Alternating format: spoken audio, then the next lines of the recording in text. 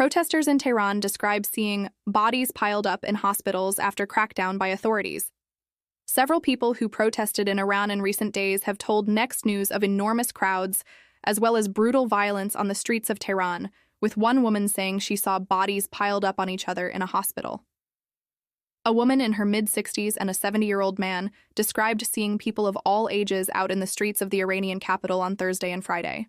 On Friday night, however, security forces brandishing military rifles killed many people, they said, speaking on condition of anonymity for security reasons.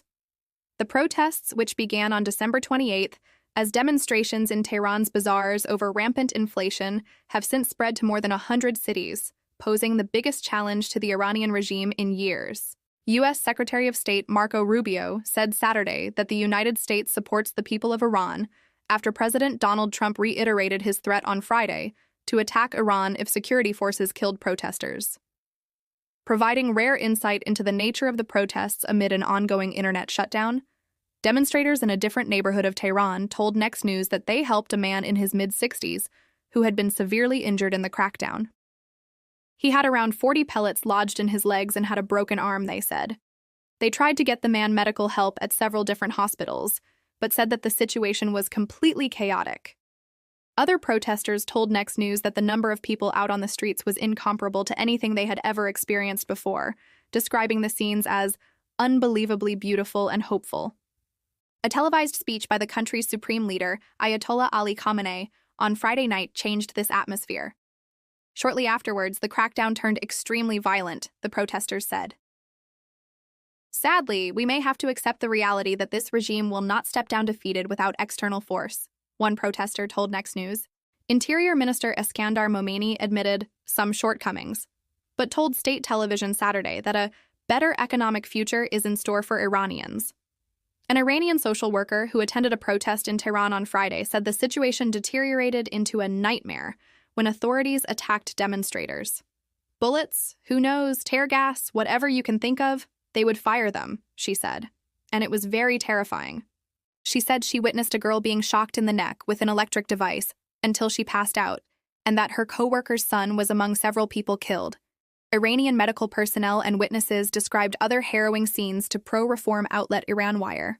On Friday in the southern city of Shiraz, medical staff were attending to a woman who was shot in the head. "I have never seen such scenes in my life," one of the medical workers is heard saying in a video shared with Iranwire. The shameless people shot her in the head and neck.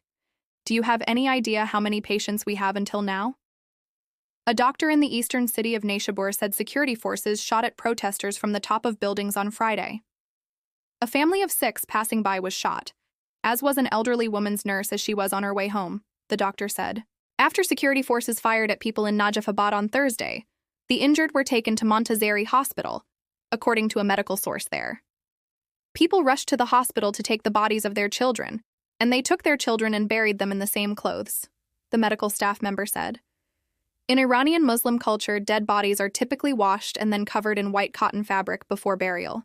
Mohammad Lesan-Pezeshki, a Chicago doctor educated in Tehran, told Next News that his friends working in Iranian hospitals are overwhelmed as more protesters are injured in the crackdown. One person, who is an orthopedic surgeon, said that they had multiple bodies in their ED, emergency department, at least 30 people that were shot in their limbs, said Lesan-Pezeshki. His friends also told him that Farabi Eye Hospital in Tehran experienced a particular surge in patients with pellets lodged in their eyes, with roughly 200 to 300 patients. The U.S.-based human rights activist news agency, Harana, estimated Saturday that at least 78 protesters have been killed in the past 14 days in connection with the demonstrations. The rights advocacy group focused on Iran said in a news release that at least 116 have died in the protests in total, including 38 security personnel. At least 7 of the protesters killed were under 18, Harana said. The group also reported that at least 2,138 people had been arrested.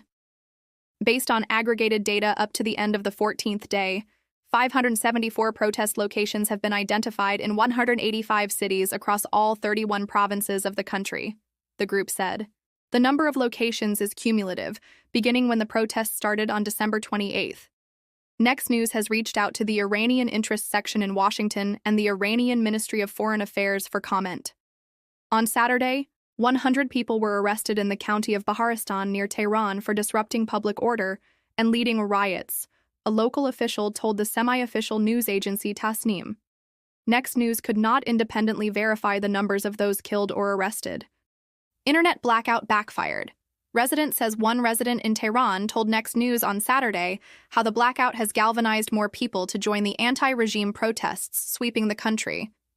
The internet shutdown appears to have backfired, as boredom and frustration drove even more people into the streets, said a 47-year-old man from the Iranian capital, speaking on condition of anonymity for security reasons. People of all ages, men, women, and children, participate, chanting from windows and gathering in large numbers. The resident explained how citizens have been waiting for the cover of darkness to take to the streets in Iran's larger cities. He described a sense of unstoppable momentum as the protests intensify. While the protests were initially triggered by concerns over inflation, the resident said the price of everyday goods has continued to rise in the wake of the political unrest, with basics such as eggs and milk becoming significantly more expensive. The head of the Iranian army, Amir Hatami, in a statement shared with state media, urged the Iranian people on Saturday to remain vigilant and called for unity and national cohesion to prevent the enemy from achieving its malicious goals. Khamenei has continued to post on social media despite the blackout, using the platform X to brand protesters, a bunch of people bent on destruction, and criticized Trump on Friday. Doug Midori, an expert who studies internet disruptions, told Next News Saturday that even though the authorities have disabled communications, Iran is technically connected to the internet. So if they wanted to turn something back on, they could do that for any person or any particular internet connection, Midori said. We can see a small trickle of traffic coming out, so there is some.